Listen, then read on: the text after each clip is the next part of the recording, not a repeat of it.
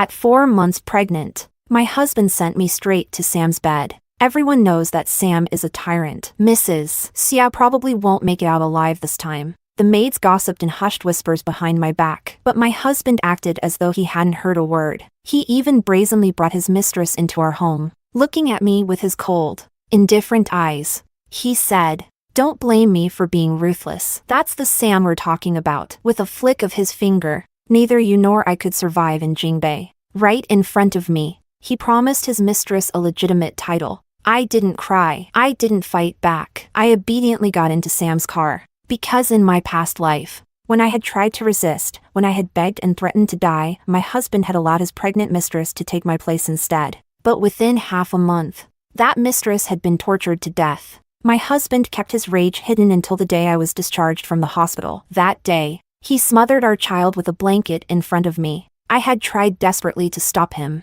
but he had stabbed a knife right into my chest. He had whispered, "This is what you owe Bianca. But this time, I will make sure he and his mistress get exactly what they want." Chapter 1. Kevin sat across from me, holding a cigarette between his fingers without taking a drag. Even through the swirling smoke, I could see the fleeting smirk that crossed his lips. The contract he had signed with Sam lay in front of me, right next to the ultrasound report for my prenatal checkup, an especially cruel juxtaposition. I closed the contract and looked up at him, my voice unnervingly calm. "So, you're planning to trade me for that multi-billion-dollar piece of land in West City?"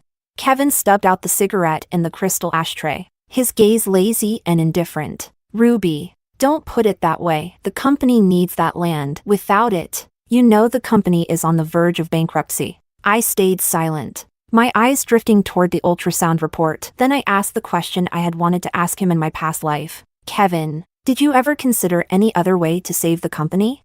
He looked startled, as if the thought had genuinely never occurred to him. I understood then. I crumpled the ultrasound report and tossed it into the nearby trash can. "I understand. I'll go." I stood to leave, but Kevin called out to me. I turned around, only to see him offering me an awkward, forced smile. "It's nothing. Thanks for your help."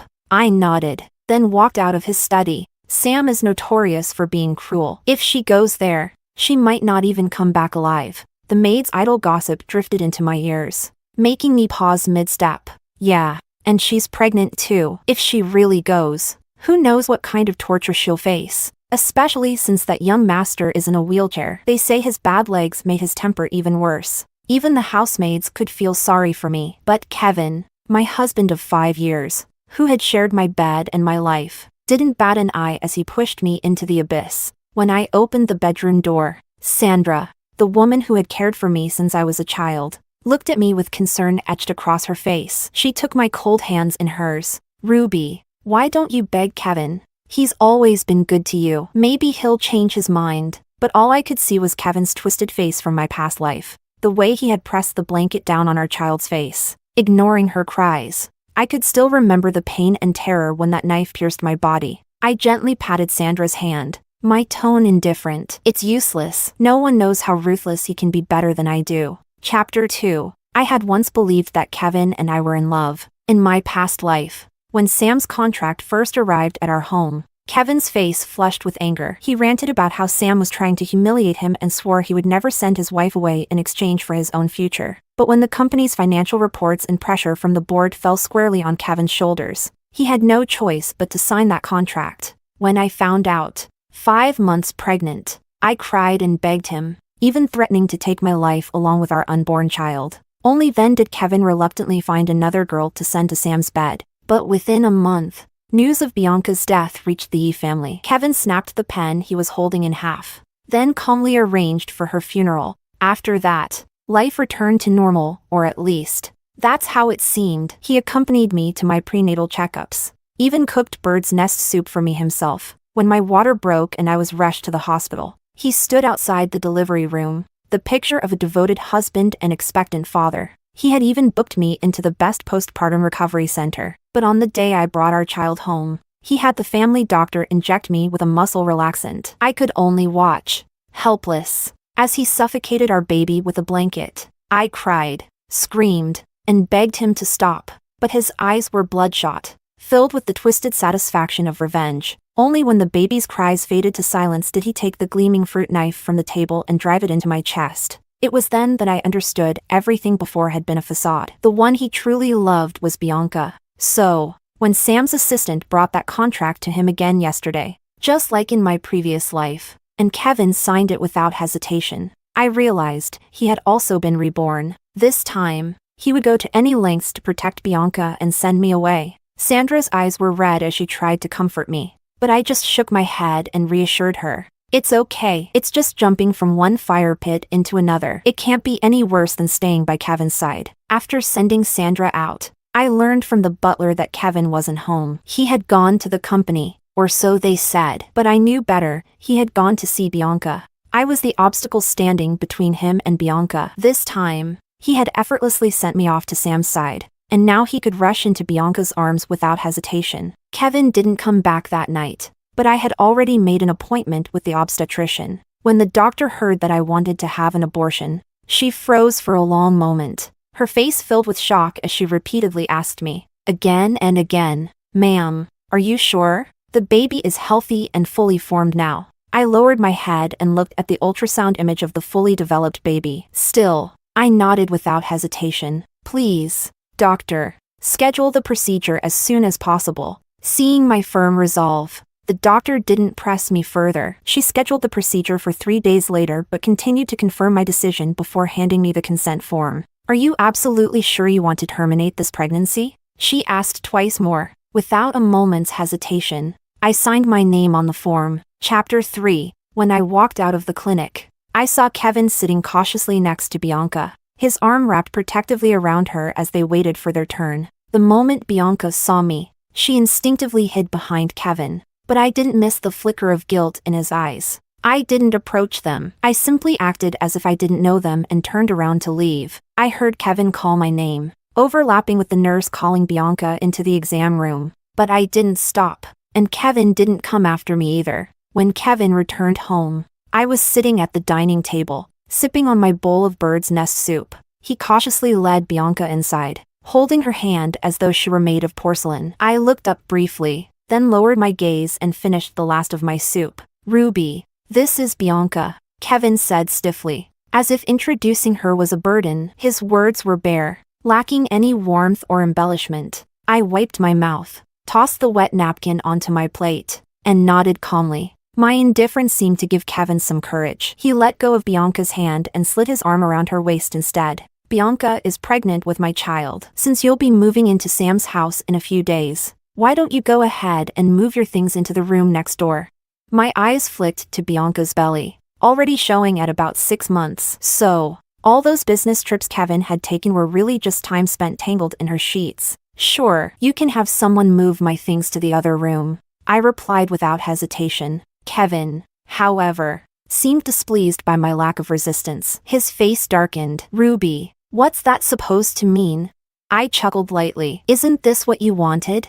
I'm simply giving you what you asked for." Kevin's expression hardened as he stepped in front of Bianca protectively. I waved dismissively and gave him a small smile. "Relax. I'm not going to hurt your precious darling. I'm not that bored." I turned and went upstairs, leaving Kevin and Bianca staring at each other in confusion. I heard Bianca whisper to him, asking why I wasn't angry. In my past life, Kevin had played the role of the devoted husband perfectly. He pretended to be reluctant, making it seem like he had no choice but to send me to Sam to save our family's fortune. When he brought Bianca to meet me, he spun a story about how her late husband had died in a car accident, leaving her and her unborn child vulnerable. She volunteered, Kevin had assured me back then, wrapping his arms around me and pressing a kiss to my forehead. "Her husband's family was kind to us. Don't worry, Ruby, she's doing this willingly." But that willingness led Bianca to her death, along with her unborn child. Before I died, Kevin had stood over me with bloodshot eyes,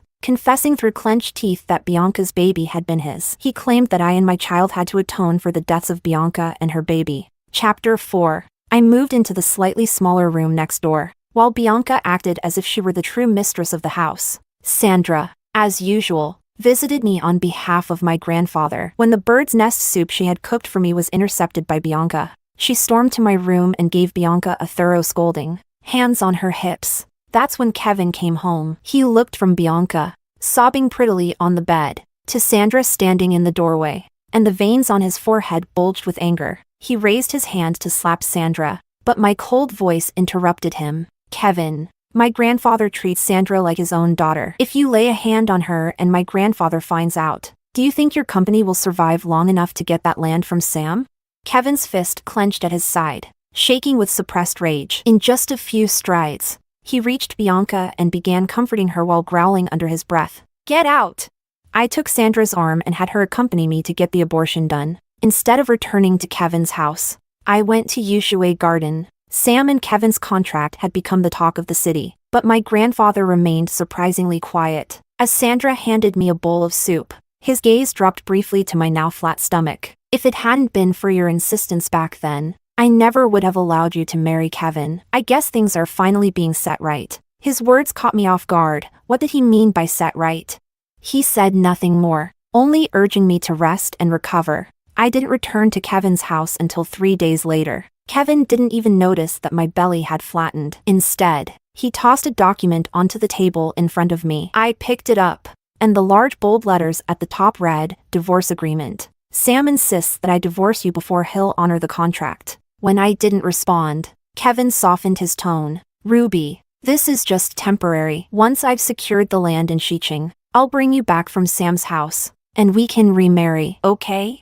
I looked at his fake sincerity, and internally scoffed. Without saying a word, I flipped to the last page and quickly signed my name, Ruby, in the designated space for the wife's signature. As I handed him the signed document, I didn't miss the flicker of smug satisfaction and cunning in his eyes. After our divorce was finalized, Bianca became even more brazen in her provocations. But my love for Kevin had died long ago, and her antics were nothing more than the desperate performances of a clown in my eyes. Still, she enjoyed pushing her luck. One day, she had all my beloved camellias and roses uprooted from the garden and replaced with her favorite roses.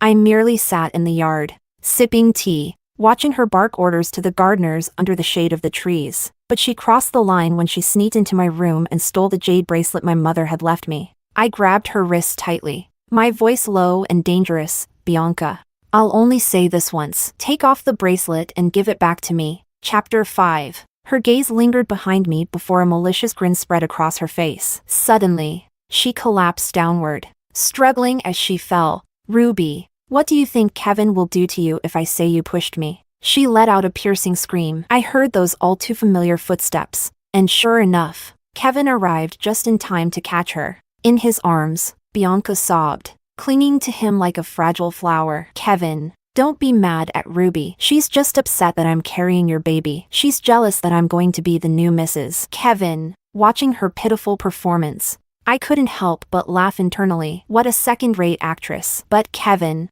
captivated by his weeping lover, couldn't care less about logic. Without warning, he raised his hand and slapped me across the face with full force. My cheek burned, and my ear rang with a sharp buzz. Fury boiled within me. I glared at this despicable couple and, without a second thought, raised my hand and slapped them both back. Ruby! Kevin's face twisted in anger, and he lifted his hand again to hit me. But before he could, I grabbed the fruit knife from the table and pointed it straight at him. Kevin froze in place, his hand suspended midair. Kevin, I don't care whose child your little lover is carrying. As for the title of Mrs. Kevin, whoever wants it can have it. But the jade bracelet on your mistress's wrist belongs to my mother. And if you two don't give it back, I have no problem making her and that bastard in her womb pay for it with their lives. Kevin's gaze darted to the exquisite jade bracelet adorning Bianca's left wrist. Bianca continued to cry, clinging to Kevin and begging to keep the bracelet. Kevin seemed to soften, opening his mouth to say something to me. But before he could, I pressed the fruit knife against my neck, the blade biting into my skin. Kevin, tell me, if Sam's people arrive tomorrow and find my dead body instead of me, do you think he'll still hand over that land in the West City as outlined in the contract? Kevin didn't respond, but I saw the violent fury in his eyes begin to waver. Bianca, however, still refused to let go of the bracelet. It wasn't until she saw the blade of the knife stained with my blood that Kevin panicked. His hands trembled as he personally removed the bracelet from Bianca's wrist and handed it to me. See? Kevin loved nothing and no one, only power and wealth. I carefully put the jade bracelet away. Kevin sighed in relief and quickly called for someone to tend to the wound on my neck. As Kevin escorted Bianca upstairs, she passed by me and shot me a vicious glare. Ruby, when Sam tortures you to death, I'll be sure to convince Kevin to collect your body. I let out a cold chuckle. We'll see who collects whose body first. Because in my past life, when I died, that ruthless and infamous heir, Sam, turned red-eyed when he heard of my death. He showed up at my funeral with his men and buried me in his family's ancestral tomb. Then, he personally ensured Kevin rotted in prison. I still remember how Sam cradled my bone-white urn, his eyes brimming with pain as he muttered, "Ruby, I came too late." Chapter 6. I didn't know why Sam would be interested in me or what connection we shared. But compared to Sam, it was Kevin, the scum of the earth, who terrified me the most. When Sam's car pulled up to the front of the house, Kevin held my hand tightly, putting on a show with tears streaming down his face, playing the role of a heartbroken, devoted husband. I frowned, trying to pull my hand away, but he held on with a death grip. The window of the Rolls-Royce rolled down, revealing Sam's sharp, chiseled face. His expression was cold, his aura indifferent and commanding. He adjusted the gold-rimmed glasses perched on his prominent nose and glanced down at the diamond-encrusted Patek Philippe on his wrist. His tone laced with impatience. "Kevin, there's no audience here. You can drop the act. No one's handing you an Oscar." Kevin, who had been wailing like a desperate man, stopped abruptly. His eyes narrowed, and the tears that had been flowing earlier had completely disappeared. Exposed by Sam, a glimmer of hatred flashed across Kevin's gaze. Sam's driver opened the door for me. As I stepped toward the car, Kevin grabbed my wrist, pulling me close to whisper in my ear, "Ruby, when you die, I'll be the one to collect your body. And when you're gone, I'll take good care of your family's wealth." I laughed, shaking off his hand, and met his gaze, amusement sparkling in my eyes as I chuckled. "Oh, I'm afraid you'll be disappointed." I climbed into the car, leaving Kevin standing there, dumbfounded. As the window slowly rolled up, his face gradually disappeared from my view. When we arrived at Sam's home, his driver opened the car door for me. I watched Sam being helped into his wheelchair, a strange and unexplainable emotion stirring in my chest. "You didn't have to personally come pick me up today." Sam looked up at me, his lips parting slightly, as if he had something to say. But in the end, he remained silent. "Let's go," he said softly, as soon as we entered the house. A girl a few years younger than me rushed forward and hugged me tightly, her voice trembling. "Ruby, my brother finally brought you here." I gently patted her back, but as I looked at her face, a memory from years ago suddenly clicked into place. When I was 10, during a visit to my grandmother's house, I had saved 2 children from being kidnapped. They stayed with me at my grandmother's house for almost a month before their family came to take them home. Before leaving, the little boy had held his sister's hand, tears brimming in his eyes as he promised, "Don't worry, one day, I'll come find you." Over time, those 2 children had faded into the depths of my memory. I fell in love with Kevin, became his wife, and forgot all about that month when I had saved Sam and his little sister and how he had spent every day running around and playing by my side. Chapter 7. When Sam and I last parted ways, he was still perfectly healthy. Why was he now confined to a wheelchair?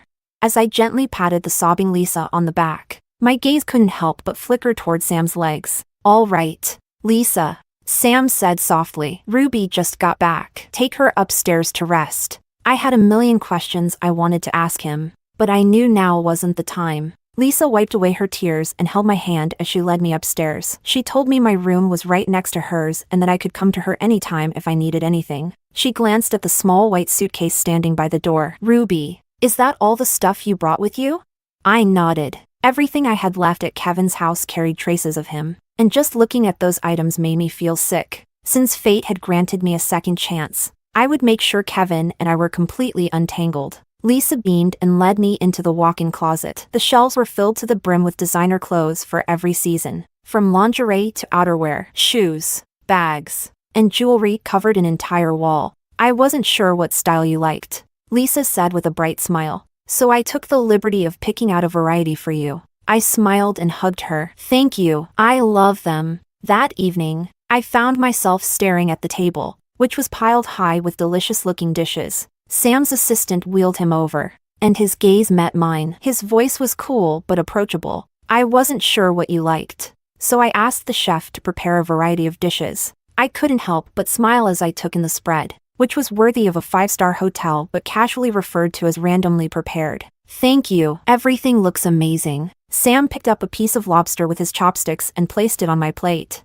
Try it, it's one of our chef's specialties. I blushed and murmured my thanks. The atmosphere at the Sam household was warm and welcoming, like a refreshing spring breeze. By the end of the meal, I felt much more at ease. Later, Sam came to my room with a glass of warm milk. I had just stepped out of the bathroom when he entered. Placing the glass on the nightstand, his gaze lingered on the faint scars on my neck. I sat on the bed, picking up the glass just as he furrowed his brow and gently brushed his fingers over the marks. A shiver ran through me, and I nearly dropped the glass. I was flustered, unsure of what to do. He frowned and asked, "Did Kevin do this to you?" I saw the concern in his eyes, and my heart softened inexplicably. Not exactly, I murmured. He scoffed, his hands balling into fists on his lap. You don't have to cover for him. I know exactly what kind of man Kevin is. I shook my head and smiled. I'm not covering for him. It's just that, at that moment, hurting myself was the only way to achieve what I wanted. I saw Sam's brows knit tighter, so I added, "But yes, the root cause of it all was Kevin." He sighed and left the room. Moments later, he returned, balancing a first aid kit on his lap as he wheeled himself back toward me. Sit still, I'll help you apply some ointment. Chapter 8. If anyone saw Sam at this moment, they would never be able to connect the ruthless, cold-blooded air described in rumors to the man in front of me. Carefully and awkwardly applying ointment to my wounds, he gently blew on my wound before cautiously placing the bandage over it. After seeing Sam out of my room, I lay on the bed, staring at the ceiling, lost in thought. At some point, I must have drifted off to sleep, falling into a long, vivid dream. In the dream, I saw flashes of my past with Kevin. When my parents passed away, my grandfather took me under his wing and showered me with all his love. Everyone in Beijing knew that everything in my family's vast estate would one day belong to me. I had no talent for finance or business, and my grandfather never expected me to manage the family's vast assets. All he wanted was to find someone trustworthy to help handle the empire, ensuring I could live the rest of my life without worry. Even though I was capable of making my own living, my grandfather saw me as the center of his world. He always said, "The girl I've pampered for over 20 years should never have to lift a finger for anything." And so, he began searching for someone from a compatible family background who could be my lifelong companion. On paper, someone like Kevin, a self-made businessman with no powerful family backing, shouldn't have stood a chance with my grandfather. But everything changed that year when Kevin and I both attended an alumni event at our alma mater. He spoke confidently and passionately on stage. And from that moment, he had my attention. Kevin's graceful demeanor and striking looks made it almost impossible for me not to fall for him. At first, my grandfather strongly opposed our relationship. He warned me, saying, "Kevin's eyes are full of ambition, blinded by love." I argued back, "What's wrong with ambition? Without ambition, how could anyone achieve greatness?" He treated me with utmost care and devotion. When people mocked me as a spoiled, talentless daughter who would eventually ruin the family fortune, he always stood up for me. "Who says Ruby is useless? Can you achieve what she's accomplished, winning so many world-class awards at such a young age?" It was his unwavering support that eventually softened my grandfather's stance. My grandfather asked him directly, "Do you truly intend to spend the rest of your life with Ruby?" Kevin knelt before my grandfather, his expression earnest, his voice full of sincerity. "Grandfather, I genuinely love Ruby. I'm willing to swear on my life, I will cherish her, protect her, love her, and never betray her." It was that vow of never betray her that finally made my grandfather relent and agree to our marriage. For the first 2 years after our wedding, Kevin kept his word. He treated me like a treasure, fearing I'd break if he held me too tightly or melt if he spoke too softly. But then, the dream shifted, and suddenly, I was back to when I was 8 months pregnant. Kevin stood protectively in front of Bianca, his gaze soft and full of tenderness. At first, I had no idea he was having an affair or that Bianca was carrying his child. One night, I overheard him murmuring in his sleep, calling softly, "Bianca, don't leave me." I silently committed that name to memory and began investigating it. Within 2 weeks, the truth about Bianca surfaced. She regularly purchased luxury brand clothes and jewelry, always leaving Kevin's name as the buyer. Even though she was visibly pregnant, Kevin frequently visited her at a suburban villa. One time, I accidentally touched a bracelet on his desk, and he immediately snatched it away, saying, "That's not for you." Later, when he brought Bianca into our home, I saw that very same bracelet on her wrist. Even the wedding band I had given Kevin was hanging from a chain around Bianca's neck. The dream shifted again, pulling me back to my previous life. Kevin, like a demon, ripped my newborn baby from my arms. I sobbed and begged him, "Please don't hurt her. She's your daughter."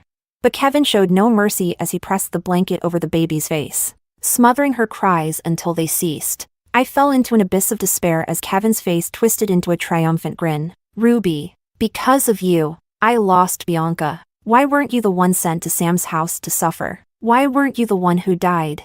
She and the baby didn't survive." With a cruel grin, he plunged a blade into my chest. As if that wasn't enough, he twisted the knife, forcing it deeper until it pierced through me completely. I stared blankly, my mind reeling, while he pressed his foot against my bleeding wound. "All of this," he said coldly, "is what you owe Bianca." Chapter 9. When I woke up, the sun was already high in the sky. The dream had been too vivid, and my heart was still pounding with lingering fear. Outside the door, Lisa was knocking gently. "Ruby, are you awake? Breakfast is ready downstairs." I responded softly and got up to wash and change. By the time I went downstairs, Sam was already seated at the dining table. He greeted me with a warm smile. I returned his smile, but Lisa seemed to sense something different between us. She looked at me, then at her brother, and grinned mischievously. "You two feel different." Sam cleared his throat and stuffed a soup dumpling into her mouth. "Eat your breakfast. Nobody said you had to be the spokesperson here."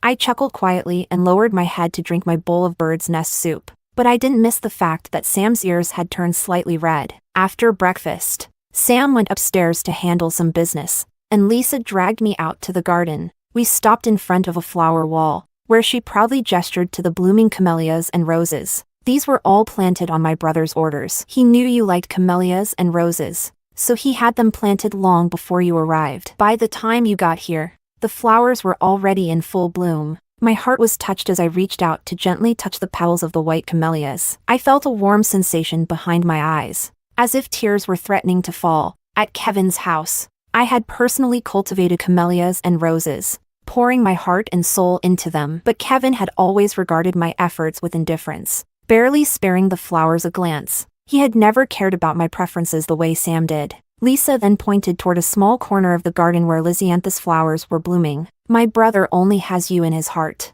Lisa said with a playful pout. I told him I liked Lysianthus, but he only planted that tiny patch. He insisted that the rest of the garden should wait for you to arrive so you could decide what flowers you'd like planted. Although Lisa's words seemed like a complaint, I could hear the pride in her voice as she reminded me of how much Sam cared for me. When I didn't respond, Lisa called someone over to pick some camellias, roses, and Lysianthus and send them to my room. "Ruby," Sam's voice came from behind us. I turned to see him standing there, his expression soft and warm. "There's still time. I've scheduled a doctor's appointment to check your health." His gaze fell on the bandage covering my neck, and any intention I had of refusing the appointment melted away. After the ultrasound, I saw Sam standing outside the diagnostic room, holding my ultrasound report with a furrowed brow. When he noticed me, he lifted his head and asked, "Ruby, where is the baby?"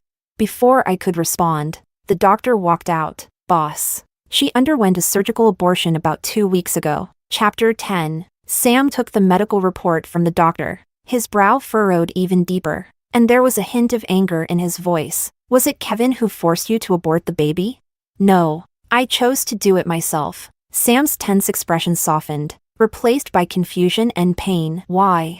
I shrugged indifferently. "I didn't want my child to carry Kevin's blood." Sam's eyes widened in shock. Of course, he was surprised. Everyone in Jibei knew how deeply I had loved Kevin, so much so that my affection for him had elevated a once unknown businessman to the status of a powerful socialite. "Like you said, Kevin is no good. My child deserves to enter this world clean and pure." Sam opened his mouth as if to say something, but then closed it. Instead, he turned to the doctor standing nearby and asked, What's her current condition?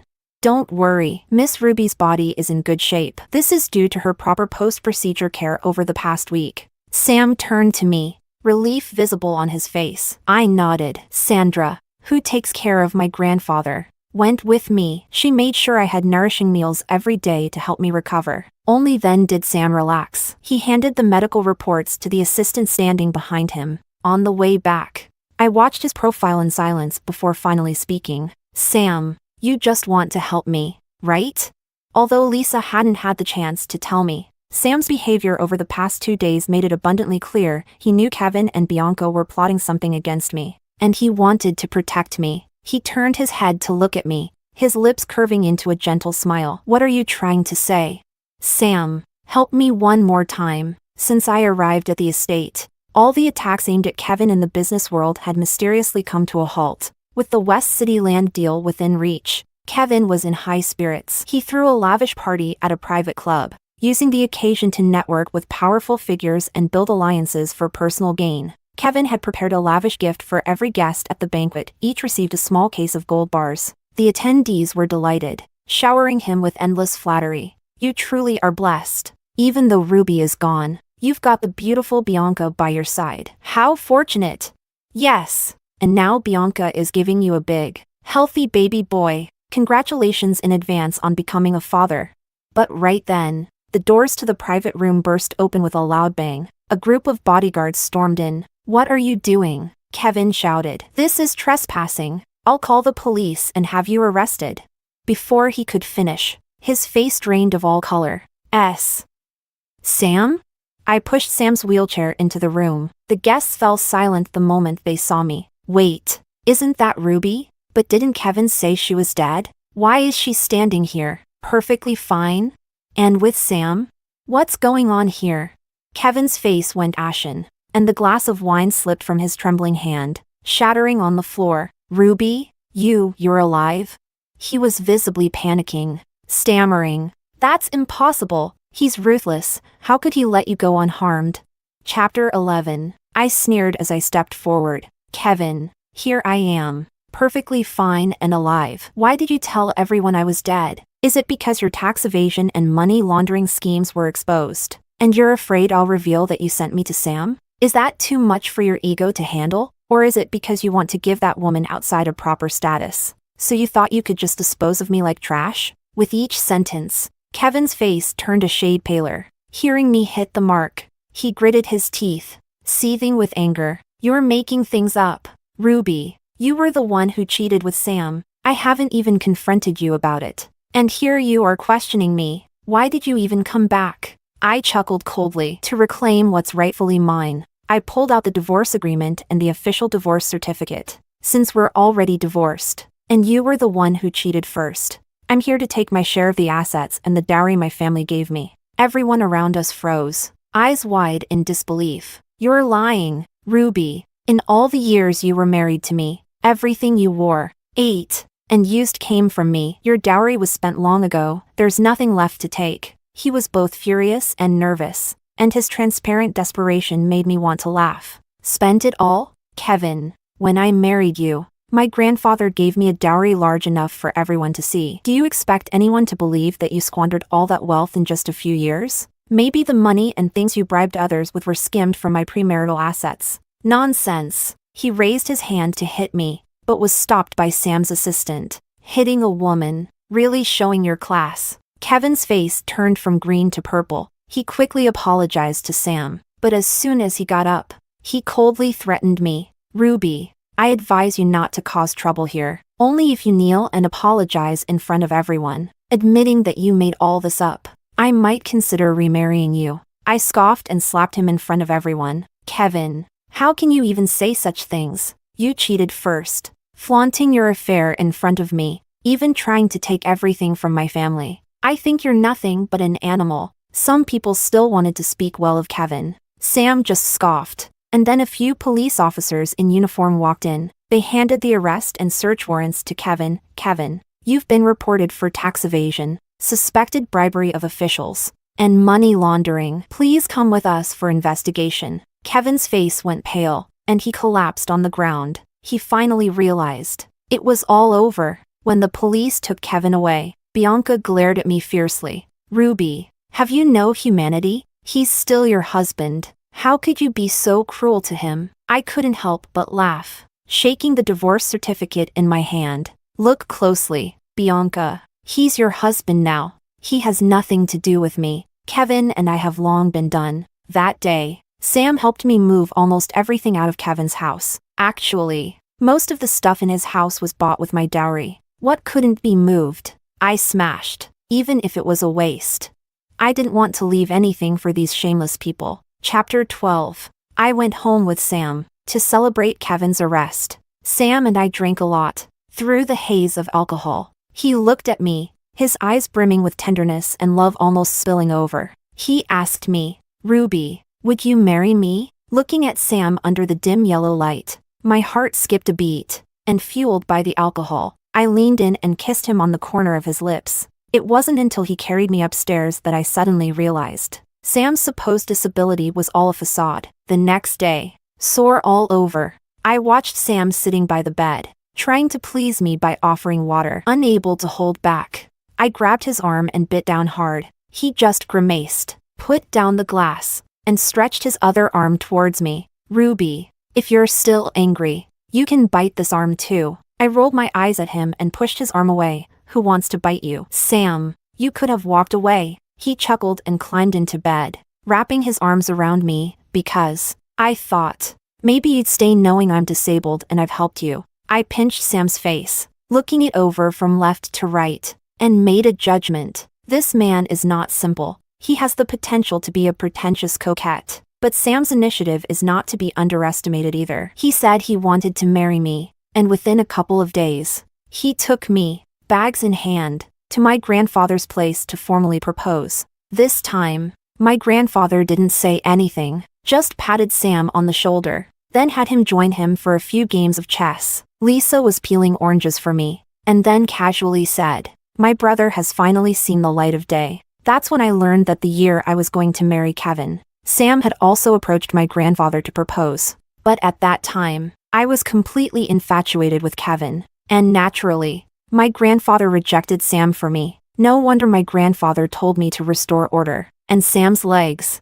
they were injured in a car accident the day I was supposed to marry Kevin. Although it was a sabotage by someone in his family, he knew it was because he was distracted, so he didn't realize his car had been tampered with. The doctors all said he couldn't walk anymore, but he wouldn't give up. When he heard Kevin was keeping another woman, he swore he'd one day take you away from Kevin. Lisa shoved an orange segment in her mouth, her words muffled. Looking at Sam's figure, my heart felt tender. Sam and I had a small wedding. Aside from Sam's family, there was only my grandfather and Sandra. When my grandfather placed my hand in Sam's, I saw tears in his eyes. Sam, I'm entrusting Ruby to you now. Sam held my hand tightly and nodded. Grandfather, don't worry. I will love Ruby for a lifetime. When we returned to the house of Sam, a crazed woman suddenly charged at me, screaming, Ruby, you be*TCH. I'm going to kill you. It's all your fault. You ruined my husband. You killed my child. Why is it that even after being reborn, I still end up like this because of you? Why aren't you dead yet? That's when I understood. Bianca had also been reborn. I had just figured this out myself. So, in the previous life, the torment Bianca suffered that led to her death wasn't because of Sam's cruelty. Sam had originally wanted me, but he was sent a substitute instead. Sam planned to send the substitute back, but she poisoned him and faked being kidnapped. In the end, things spiraled out of control, and the bad guys, seeing how beautiful she was, abused her and framed Sam for it. I sneered and shook my head. Bianca, what happened to you isn't because of me. You could have had a good life, but you brought all of this upon yourself. This is your retribution for the bad things you did. In the end, Bianca was sent to prison. Kevin's case finally went to trial almost a year after Sam and I got married. Sam accompanied me, with my pregnant belly, to the courtroom, because Kevin's crimes weren't just tax evasion, he was also involved in bribery and money laundering. The investigation had taken a long time. When the bailiff brought Kevin into the courtroom,